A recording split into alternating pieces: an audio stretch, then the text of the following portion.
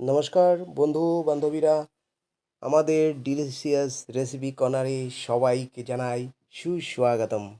First time आए हो तो चैनल को सब्सक्राइब करके बेल आइकन को हिट कर लेना, ताकि जब भी मैं कोई नया वीडियो अपलोड करूं उसका नोटिफिकेशन सबसे पहले आपको मिले।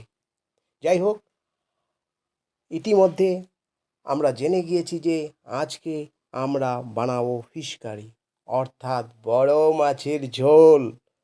তো চলুন বন্ধুরা, ভিডিওটা শুরু করি।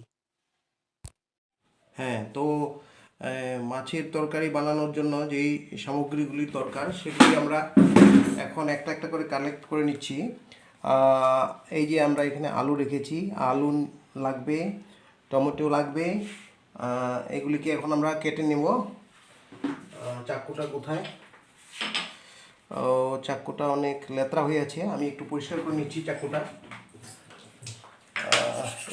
মামা ধরে আছে তো, তাই একটু পরিষ্কার করে দিচ্ছি। একটু জল নিয়ে নিলাম সবজিটাকে ধুয়ে দেওয়ার জন্য। তো আলুটা এখন কেটে নিচ্ছি আমি। আলুটা আমি সিদ্ধ করে তারপর রেসিপিটা বানাবো। টমেটোটা এখন কাটতে হবে না, পরে কাটবো টমেটোটা। এখন আমি এগুলি সিদ্ধ করে দিব। আলুটাকে সুন্দর করে ধুয়ে নিচ্ছি যাতে লেত্রাগুলো ভালো করে পরিষ্কার হয়ে যায়। হ্যাঁ, তারপর একটু জল দিয়ে আমি এটাকে সিদ্ধ করে নেব। এখন আমি প্রেসার কুকারে দিয়ে দিলাম, কারণ প্রেসার কুকারে দিলে তাড়াতাড়ি সিদ্ধ হয়ে যাবে। আলুটা সিদ্ধে বসিয়ে দিলাম, আলুটা এখন সিদ্ধ হবে।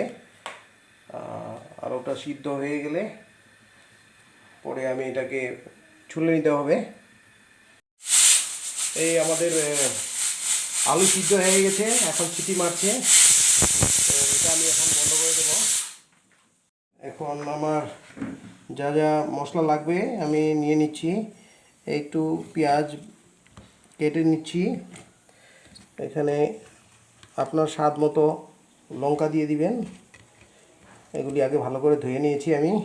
একটু টমেটো দিয়েছি, এখানে অল্প করে বানাচ্ছি তো তাই অল্প অল্পই দিচ্ছি।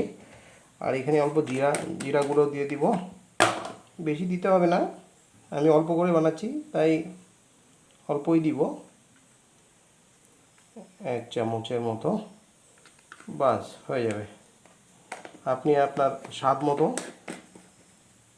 মশলাগুলি নিয়ে নেবেন। এখন আমি মিক্সচার মেশিনে দিয়ে দিচ্ছি।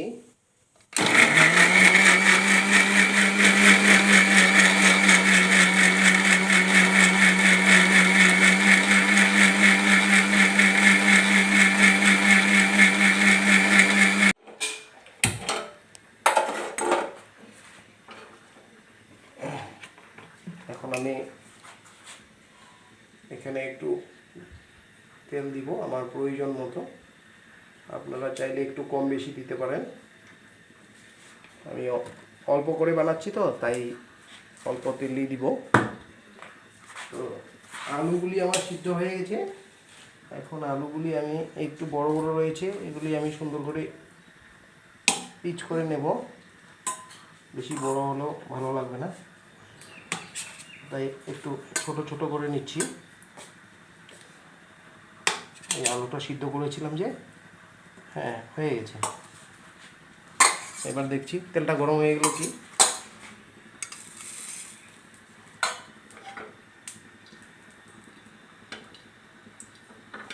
তেলটা গরম হয়ে গেছে, এখন আমি আলুগুলি এখানে দিয়ে দিব।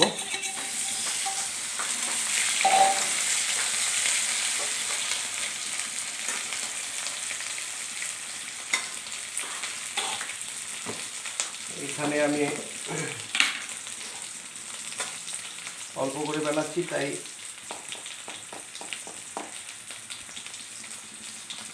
প্রয়োজন মতো যতটুকু লবণ লাগবে দিয়ে দিচ্ছি। আপনি আপনার স্বাদ মতো লবণটা দিয়ে দিবেন। এখানে একটু হলুদ দিয়ে দিলাম, আধা চামচের মতো।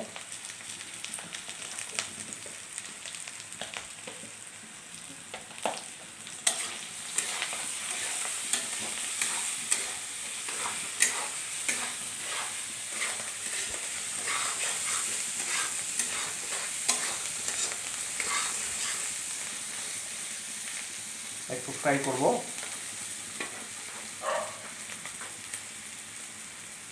একটু টমেটো ছিল, এখানে দিয়ে দিলাম।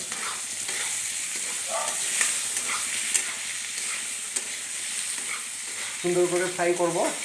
তো ফ্রাইটা যদি ভালো না হয় তবে রেসিপিটা আমার ভালো হবে না, তাই এটাকে সুন্দর করে ফ্রাই করে নেবেন। একটু সময় লাগবে, 3 মিনিটের মতো সময় লাগবে, 2-3 মিনিট সময় লাগবে।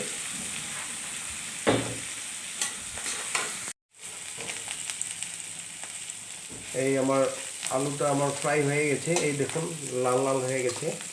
তো আলুটা ফ্রাই হয়ে গেছে। এখানে আমি মিক্সচারে যে মশলাটা করে রেখেছিলাম সেটা এখানে আমি এখন দিয়ে দিব। মশলাটা আমি দিয়ে দিলাম। মশলাটাকে অল্প সময় আমি ফ্রাই করব। এইভাবে আমি এখন ছেড়ে দেবো, এটাকে অল্প সময় ফ্রাই হবে। মশলাটা ভালো করে ফ্রাই হলেই রেসিপিটা আমার ভালো হবে, স্বাদ হবে। মশলাটা যদি ফ্রাইটা ঠিক না হয় তবে কিন্তু রেসিপিটা সুস্বাদ হবে না। তাই এই জিনিসটা ধ্যান রাখবেন, মশলাটা যেন ভালো করে ফ্রাই হয়। এই যে দেখুন আমার মশলাটা ফ্রাই হয়ে গেছে, মশলাটা লাল হয়ে গেছে। এখন আমরা বুঝতে পেরেছি যে মশলাটা ফ্রাই হয়ে গেছে। আপনারাও দেখে নেবেন মশলাটা যেন সুন্দর করে ফ্রাই হয়। তো এখন আমার মশলাটা ফ্রাই হয়ে গেছে, এখানে আমি এখন ঝোল দিয়ে দেব। আমি অল্প করে বানালাম তো, তাই আমার অল্প অল্প জিনিস আমি শুধু বানাই দেখাচ্ছি আপনাদেরকে। এখন এটাকে আমি ভালো করে জাল করে নেব। তারপর আরেকটু জল দিয়ে দিচ্ছি। এখন জাল হওয়ার পর আমি অল্প জাল হওয়ার পর আমি এখানে মাছটা দিব। এই যে আমার রেসিপিটা আমার জাল হয়ে গেছে মোটামুটি। আমি এখন এখানে মাছটা আগেই ফ্রাই করে রেখেছিলাম, আমি মাছটা এখন দিয়ে দিব। আমি অল্প করে বানিয়ে দেখাচ্ছি।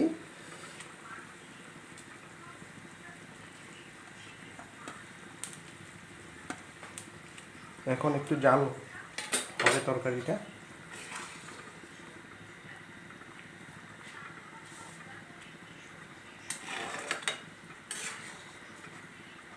তরকারিটা যেন ভালো করে জাল হয়, এই জিনিসটা ধ্যান রাখবেন। এখন আমি একটু সময় ছেড়ে দেব তরকারিটা জাল হওয়ার জন্য। এই যে বন্ধুরা, আমার রেসিপিটা হয়ে গেছে। এই যে দেখুন রেসিপিটা আমার হয়ে গেছে। এখন আমি রেসিপিটা এখানে নিয়ে নিব। আর বন্ধুরা, ভিডিওটা যদি ভালো লেগেছে তবে ভিডিওটাকে লাইক করবেন এবং এই ধরনের নতুন নতুন রেসিপি শেখার জন্য আপনারা ভিডিওটাকে সাবস্ক্রাইব করে অল নোটিফিকেশান ক্লিক করবেন। যখনই আমি নতুন নতুন ভিডিও আপলোড করব তার নোটিফিকেশান আপনারা পেয়ে যাবেন।